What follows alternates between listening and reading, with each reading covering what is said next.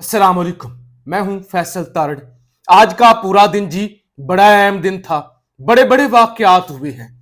आज पूरा दिन सुप्रीम कोर्ट के अंदर फुल कोर्ट समाअत चलती रही है, जिसे टीवी पर दिखाया जाता रहा है।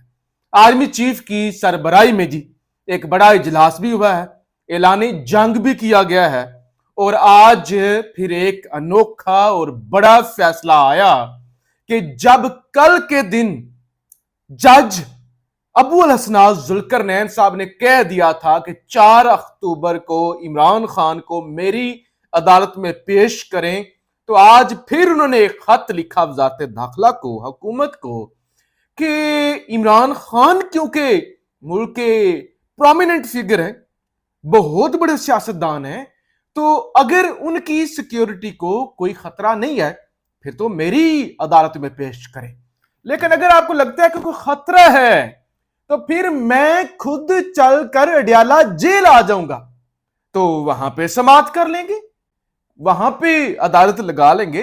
कोई रोला नहीं है, कोई परेशानी वाली जो है वो बात नहीं है। तो फिर यही हुआ। वजारत दाखिला ने जनाब फिर वजारत कानून ने नोटिफिकेशन निकाल दिया।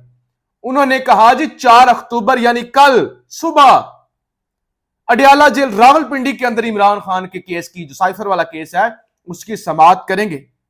तो ये हो रहा है इस मुल्क के अंदर इंसाफ। लेकिन एक बुनियादी नुक्ता आपके सामने उठाना चाहता हूं। जब भी इमरान खान अदालतों में आते थे और वो कहते थे मेरी जान खतरे में है, मेरे सिक्योरिटी का इशू है, मुझ पर हमले होते हैं, मुझ पर हमला हो चुका है, तो लिहाजा मेरी जो हाजिरी है ना वीडियो लिंक पर, वो लगा लिया करें, मेरी जान खतरे में ना डालें। उस वक्त कहते थे देखो देखो डर गया, ओ देखो देखो डर गया। अब खुद कहती हैं कि इमरान खान को सिक्योरिटी की जरूरत है। जब उसे सिक्योरिटी की जरूरत थी, उसकी बनी गाला वाली जो प्राइवेट कंपनी थी सिक्योरिटी देने वाली, उसका लाइसेंस कैंसिल कर दिया और उसका घर जो था लाहौर जमान पार्क, वहां से जनाब पुलिस को हटा लिया। जो साबिक वजीर आजम को सिक्योरिटी मिलने चाहिए वो भी वापस ले ली। और जब वो पेशियों पर आते थे मजाक बनाया जाता था। अब रियासत खुद कहती है कि वो हाई प्रोफाइल एक फिगर है पाकिस्तान की, तो लिहाजा उनका जेल के अंदर खुफिया ट्रायल होगा। तो ये भी आज तमाशा दोबारा से हुआ। और अब पहली समाअत खान की जब से अडियाला जेल में शिफ्ट हुए हैं, और अडियाला जेल शिफ्ट करने के पीछे भी जो बेईमानी है वो यही है कि शाह महमूद कुरैशी भी उधर, खान भी उधर, एक ही वक्त में ट्रायल किया जाए। क्योंकि खान ने डीले शीले और सारे जो मामलात हैं उनसे इनकार कर दिया कि नहीं, कोई झुकना नहीं है, जो करना है कर लें, झुकने वाली कोई भी बात नहीं है। और फिर जो सबसे अहम चीज हुई, आज पीटीआई के खिलाफ मजीद कुछ दरखास्तें दायर की गई हैं इलेक्शन कमीशन के अंदर कि इमरान खान को नाअहल करार दिया जाए, इमरान खान का बल्ले का निशान जो है वो वापस लिया जाए। और यह भी इल्जाम लगाया गया कि पीटीआई को अभी भी गैर मुल्की ममनूआ फंडिंग जो है वो मिल रही है। तो लिहाजा इंतखाबी निशान लेने के लिए, पीटीआई को बल्ले का निशान लेने के लिए नाअहल करार दिया जाए। ये कोई खालिद महमूद साहब हैं, कोई भी नहीं इनको जानता, कहां से उठ के आ गए। इन्होंने ये कुछ 10 के करीब दरखास्तें दायर की हैं मुख्तलिफ। अच्छा, अब 10 अक्टूबर को जो है वो इलेक्शन कमीशन इस हवाले से समाअत भी करने जा रहा है। तो मुख्तलिफ समातें, मुख्तलिफ दरखास्तें तैयार करवाई गई हैं ताकतवर हलकों की जानब से खान के खिलाफ, और वो टाउट बैठे हैं वहां पे। उन्होंने वही कुछ कर देना है जो वहां से हुक्म आ जाना है। पहले इंट्रा पार्टी इलेक्शन का बहाना लगाया, वो केस जीता पीटीआई ने, पीटीआई की लीगल टीम ने, और बल्ले का निशान बहाल हुआ। अब दोबारा उसी वारदात में है कि अगर बल्ले का निशान ना हो तो फिर शायद इमरान खान को किसी तरह से हराया जा सके। बहरहाल जी, एपेक्स कमेटी का हुआ है इजलास। अभी मैंने फैज हमीद साहब के हवाले से बात करनी है। अच्छा जी, जो अलामिया आया है, जो चीजें सामने आई हैं, कहा गया जी ताकत का इस्तेमाल सिर्फ और सिर्फ रियासत का दायरा इख्तियार है। रियासत जो चाहे वो कर सकती है। किसी भी शख्स या ग्रोह को ताकत के जबरदस्ती इस्तेमाल की इजाजत नहीं दी जाएगी। किसी भी शख्स या ग्रोह को ताकत के जबरदस्ती इस्तेमाल की इजाजत नहीं दी जाएगी। इस किस्म की सरगर्मियों में मुलव्वस अफराद से सख्ती से निपटा जाएगा। आर्मी चीफ ने इजलास के दौरान इलामा इकबाल का यह शेर पढ़ा, ना समझोगे तो मिट जाओगे, हिंदुस्तान वालों तुम्हारी दास्तां भी ना होगी, दास्तानों में हजूर ਅਗਲੇ ਚੰਦ ਵੀ ਅੱਗੇ ਲੱਗ ਗਏ ਨੇ। ਇਹ ਬੜਕਾ ਮਾਰ ਕੇ ਖਾਲੀ ਖਜ਼ਾਨੇ ਨਾਲ ਕੌਮ ਹੁਣ ਬੇਵਕੂਫ नहीं बनना। सारी उम्र पैदा हुए तो नफरत, पैदा हुए तो हमारी पैदाइश से पहले नफरत, झूठ पे झूठ, वो इंडिया दुश्मन, वो इंडिया नाको चने चबवाए, वो उस वक्त नाको चने चबवाए। तुम्हारी दास्तां भी ना होगी। अगलों के अकाउंट के अंदर ना कोई $550 अरब डॉलर पड़े हुए हैं, जो हमारे पास $3 अरब है, वो भी मांगे तांगे के। दास्तां भी ना होगी। दास्तानों में हमें तो यह खतरा है कि जो इस मुल्क में चल रहा है, वो जो लीडर जेल के अंदर बीमार पड़ा हुआ है और अभी से अफवाहें उड़ाई जा रही हैं कि उनके दिल को कोई मसला हो गया है, तो फिर इस मुल्क का क्या बनेगा। अल्लाह उस वक्त से हमें बचाए कि जब हमारे बारे में ये शेर लोग कहें। अच्छा जी, रियासत की रेट कायम करने के लिए किसी भी हद तक जाएंगे, किसी भी हद तक जाएंगे, किसी भी हद तक। ताकत का इस्तेमाल सिर्फ और सिर्फ रियासत का दायरा इख्तियार है। किसी भी शख्स, अच्छा जी ये सारी चीजें हो गई। मुल्क में किसी भी किस्म की मुसल्ला गिरोह या तंजीम की हरगिज कोई जगह नहीं। ये बड़ा आप कह लें ये ऐलान जंग है, ऐलान जंग एस्टैब्लिशमेंट की जानब से ऐलान जंग है। मुल्क में किसी भी किस्म की सियासी मुसल्ला गिरोह, ये कौन है, किसको कह रहे हैं, पीटीआई को। बच्चे बच्चे को पता है।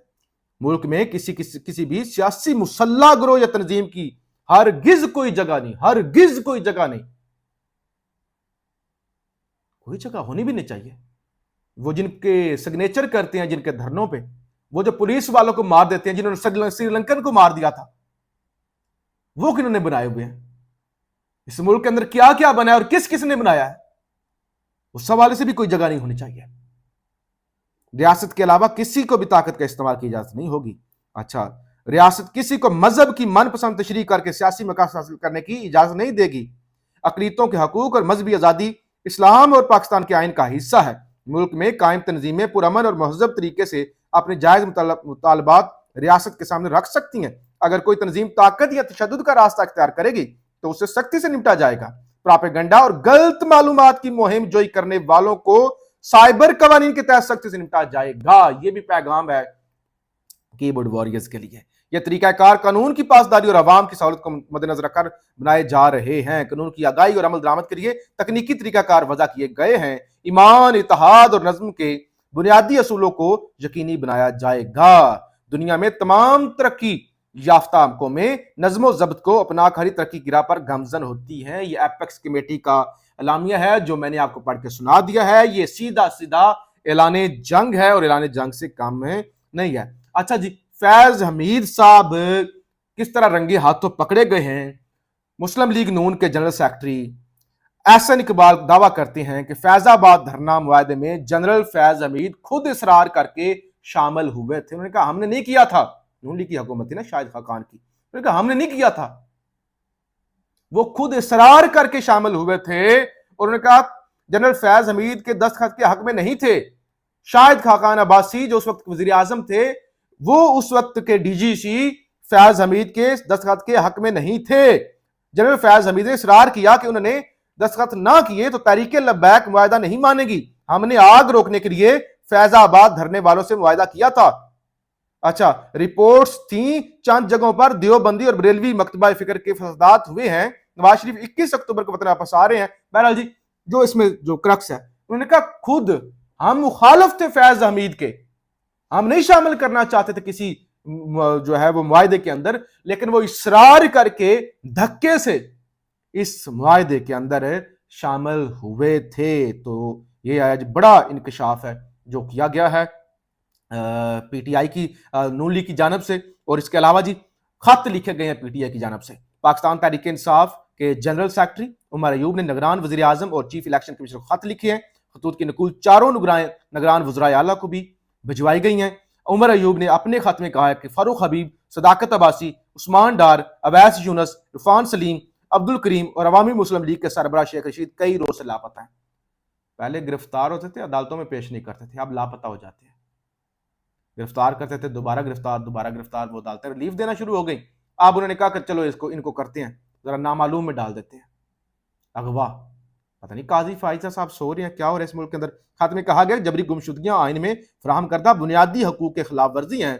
ان افراد کی رہائی تک عام انتخابات کی شفافیت پر سوالیہ نشان رہے گا۔ تو یہ جناب، اور پھر سب سے اہم چیز آج پریکٹس اینڈ پروسیجر کیس کی سماعت تھی، جو کہ سوموار تک، منڈے تک جناب ملتوی ہو گئی ہے۔ جمعے کو رکھنا چاہ رہے تھے چیف جسٹس صاحب، اور پھر جسٹس مسرت ہلالی صاحب نے کہا کہ ہم سے تو مشاورت کر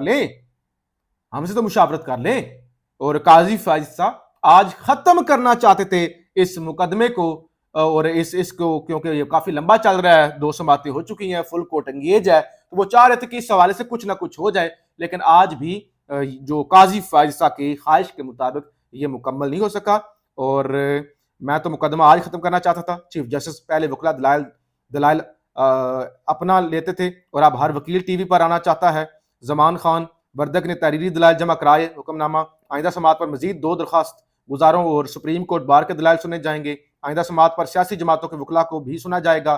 مختلف قوانین کے تحت کی جانے والی تمام اپیلیں آئین کے تناظر میں ہی ہیں۔ عزیز بھنڈاری آرٹیکل 199 میں اپیل کا حق لا ریفارمز آرڈیننس کے تحت دیا گیا ہے۔ لا ریفارمز آرڈیننس آئین کے، بہرحال جی یہ مختصر لمبی چوڑی سٹوری ہے، میں آپ کے سامنے رکھنا شروع ہو جاؤں کہ اب منڈے تک جو ہے یہ کیس پھر چلا گیا، فل کورٹ کی دوبارہ سماعت ہوگی۔ چیف جسٹس صاحب جو کرنا چاہ رہے تھے آج وہ نہیں کر پائے، اور پھر پی ٹی آئی نے القادر ٹرسٹ اور توشہ خانہ کے اندر جو عمران خان کی ضمانتیں کینسل ہوئی تھی اس کو بھی چیلنج کیا تھا اسلام آباد ہائی کورٹ میں، جس پر صبح سماعت ہوگی۔ لطیف خوسا صاحب اس حوالے سے دلائل دیں گے۔ آپ نے رائے کا اظہار ضرور کیجیے گا۔ پاکستان زندہ باد۔